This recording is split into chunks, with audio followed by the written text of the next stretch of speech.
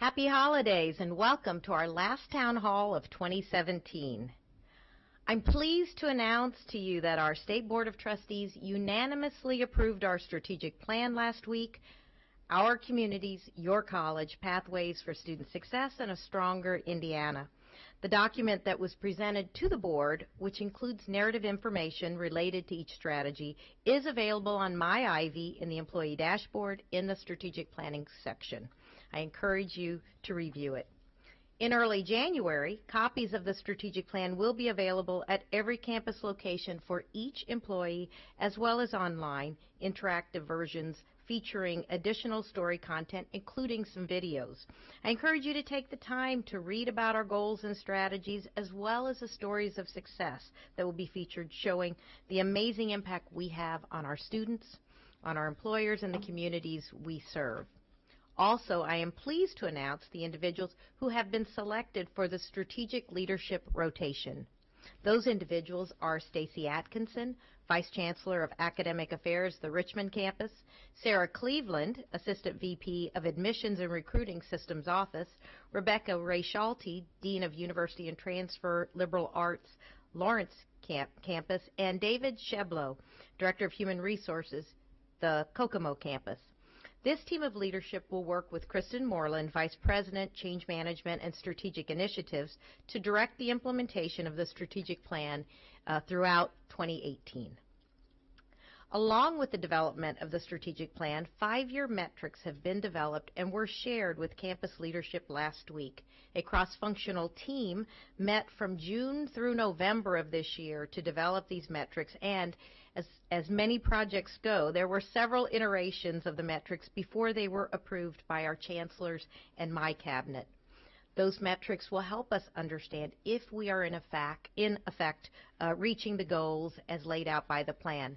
They are, however, what we call lagging indicators, meaning that once we report out on them, there's really nothing we can do to change them. That's why leading indicators are just as important. These leading indicators are the actions that you take every day on a campus to affect change in the system as a whole. Those lead measures are what we would call predictive. They measure something that will lead to the goal. You, as an individual on campus, can influence these lead measures. We encourage you to work as a team on campus to determine how to best support the college-wide metrics, and we will be helping campus leadership break down these metrics into those actionable steps for you to take every day. These tactics are developed in support of the strategies and will help us achieve our goals. We have 28 strategies in the plan, and one of our strategies is to ensure that students' educational pathways provide for continuous enrollment through completion based on their time frame, also known as Strategy 1.4. Part of the great work being undertaken in support of this strategy is to expand 8-week courses, the course offerings across the college. Ron Sloan, recently retired Vice Chancellor of Academic Affairs for the combined East Central and Richmond regions, has studied this issue at our request. As such, I've asked Ron to talk with us today about why we would want to expand 8-week classes at Ivy Tech. Welcome, Ron. Thank you, Sue. Kevin Vineski, an accounting faculty member on Anderson's campus, told me about a year ago we should move to 8-week classes as our default model. He said many of his students couldn't stay focused for 16 weeks before something bad happened to them. Does that sound familiar to any of you? I was aware that classes in the first 8 weeks have better success rates than do those in 16 weeks. I mistakenly thought, though, that the second 8-week classes didn't do well at all. When we look at Ivy Tech data for face-to-face classes, our average success rate for the first 8 weeks is about 14.3% higher than those for 16 weeks. The second 8-week face-to-face classes have about a 13.3% higher success rate. This higher success rate holds for online classes in the first 8 weeks. First 8-week online classes beat 16-week online classes by 9%. The one problematic area is second 8-week online classes. They trail 16-week online classes by about 5%. I knew of some other areas with success in 8-week classes, For example, pass rates were always better in the summer when most of the classes are 8 weeks. I was also aware that our ASAP students take mostly 8-week classes. Since the program's beginning in 2010, the average one-year graduation rate is 60%. This compares with our overall 3-year graduation rate of 14%. Of course, there are many variables involved, but according to the ASAP campus directors, 8-week classes are vital to the program's success. All these things led me to think more deeply about 8-week classes. Through a closer look at Ivy Tech's data, a review of the research, and gathering information from some colleges finding great success moving to 8-week sessions, I'm convinced this is a strategy that holds promise for improving student success when thoughtfully implemented. The research on 8-week classes shows students have significantly higher pass rates in every ethnic group, in both day and evening classes, and with both adjunct and full-time faculty members. In fact, the two best predictors of student success were a high GPA coming into the class and a shorter number of weeks for the class. Also, these students had better performances in their subsequent classes, indicating better learning taking place. We've also been looking specifically at two community colleges that have moved to 8-week classes as the default model, Odessa College and Amarillo College. Odessa's transfer graduation rate jumped from 15% to 32% in just 5 years. Amarillo's course success rate jumped by 6.7%, with their highest success being with gateway and developmental courses. Both these colleges have recently received national awards. There are indeed many factors to consider as we begin to strategically increase the number of 8-week classes offered at Ivy Tech. First, we must provide students with a seamless path to complete their degrees regardless of the class length. Second, we need to look at the additional supports, both in and out of the class, that students will need to be successful in this model. We have many opportunities to explore the use of distance education technologies like synchronous or hybrid classes as we build schedules in the 8-week format. Certainly, there will always be those courses that will not be successful in the shorter session, and they should remain 16 weeks. Academic rigor and student learning will remain Ivy Tech's primary considerations. Ivy Tech has made good progress in recent years, from an 8% graduation rate 3 years ago to 14% today, as we seek to move closer to the national norm of 22%. The expansion of shorter-term classes is another reasonable strategy to employ. I know we all desire to place our students in the best possible environment for their success. Sue? Thank you, Ron. That's great information which supports our aim to offer students more 8-week classes. In addition, we do have a task force that's thinking through this college-wide implementation, and they are setting a reasonable implementation schedule for the system. If you want to know more, you can find Ron's paper on those 8-week courses in My Ivy. Thanks for your work, Ron. There are conversations now happening on many of our campuses around the states to dramatically increase the 8-week offerings as soon as the fall of 2018. Well, as you know, Ivy Tech has a new Chief Financial Officer. Matt Hawkins joined us in October, coming to us from Ball State, where he was the Associate Vice President for Budget and Finance and Assistant Treasurer. Prior to that, he served as the Chief Operating and Chief Financial Officer for the Indiana Commission on Higher Education, but he is not new to Ivy Tech, as he served as the Executive Director of the Grants Office from 2010 to 2013. His deep experience in higher education finance makes him ideally suited to serve on our leadership team and position Ivy Tech for financial success. I've asked Matt to join us here today and to talk about one aspect of Ivy Tech funding, the funding Ivy Tech receives from the state of Indiana. I thought we'd put Matt on the spot here a little bit, and I'd ask him a few specific questions. So are you ready, Matt? I think so. I'm happy to be here on camera today. All right. So here's the first question. How much of Ivy Tech's budget is funded by the state of Indiana? About 55% of our funds are from the state of Indiana, and 45% are from tuition dollars.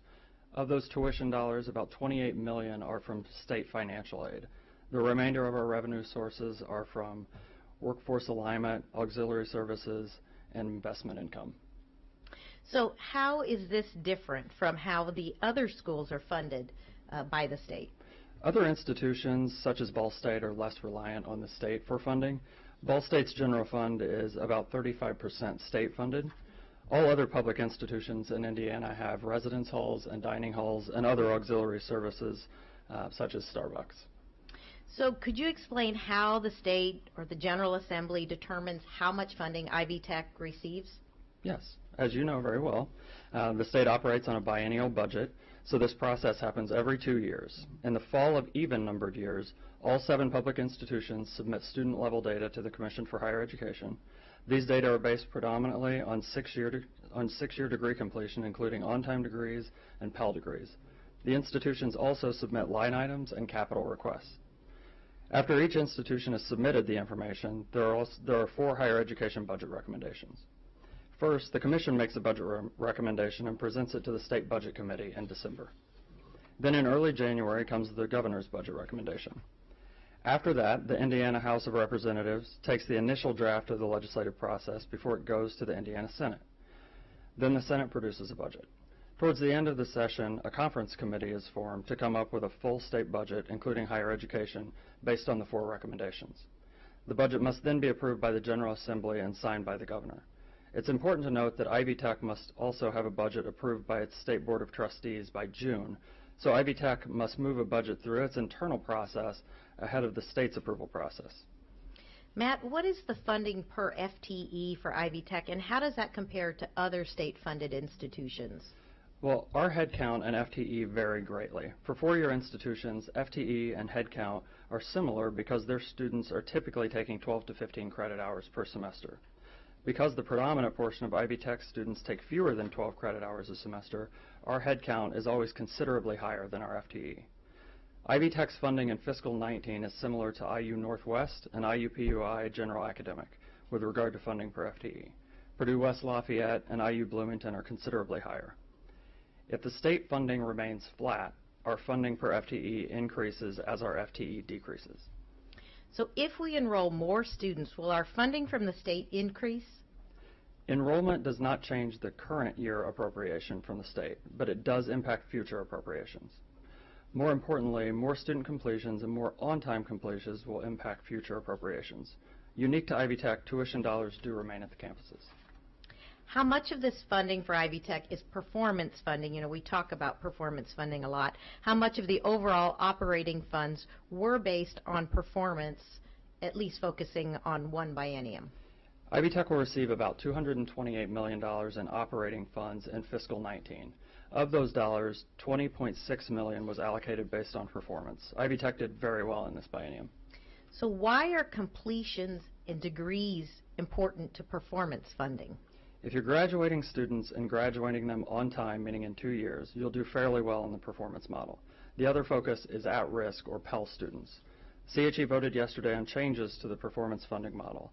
Ivy Tech will be paid on overall completion, on-time completion, which is at 2 years, at-risk completion, which is Pell, with an on-time bonus, STEM degrees that align with the Governor's 4 and 5 flame jobs, and persistent success rate at 200% time.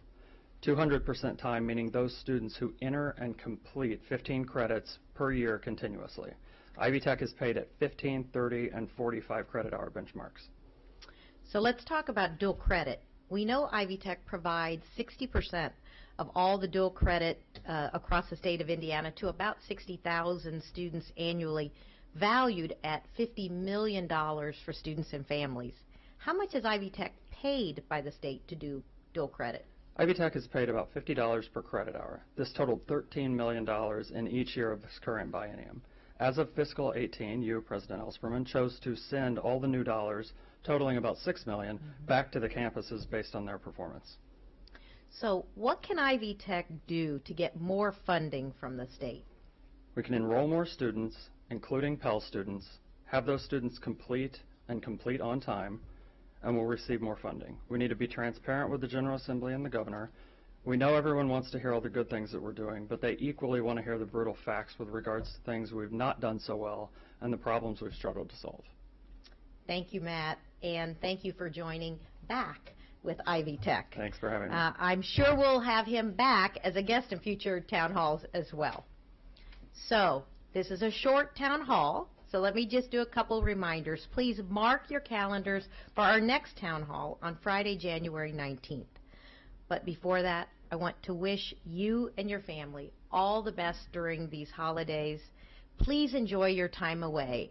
And I've instructed my cabinet and your chancellors to power down and to support all of you in powering down. So, no emails or work discussions until January 2nd. So, with that, let me leave you with a very happy holidays.